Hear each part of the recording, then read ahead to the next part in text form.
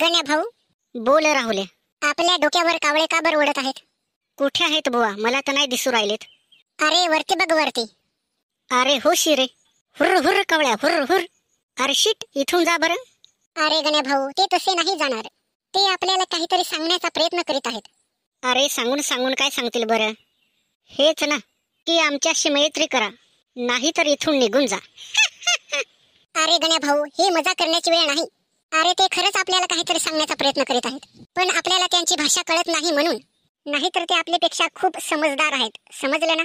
अरे कावळेच ते आपल्याला काय बरं सांगतील? भूक लागली असेल त्यांना, म्हणून इकडे तिकडे फिरत असतील, एवढंच बुवा.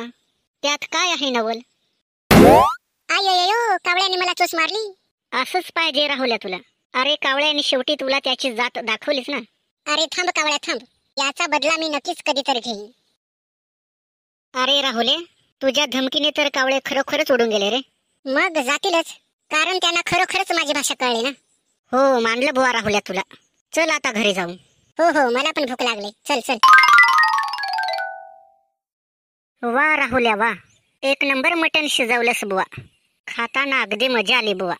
तुझ्या हाताची बुवा एक नंबर चव. आहा हा हा. नाही रे बुवा, माझ्या हाताला कुठे आले चव? ही तर सगळी कमाल या लेग पीसची आहे. बर, कशाचं मटण शिजवलंस तू? एखादा बकरा मारलास की काय? की एखादी कोंबडी चोरून आणलीस? नाही तर अशा गोष्टी करण्यात एक नंबर आहेस बुवा. नाही रे बुवा, मी कशाला बरं बकरा मारू?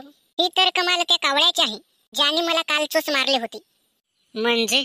अरे म्हणजेच मी त्या कावळ्याला मारलं आणि त्याचं मटण शिजवलं आणि आपण दोघांनी खाल्लं. कशी वाटली कवा बिर्याणी? काय खरंच? अरे हो, 100% खरं. राहुल्या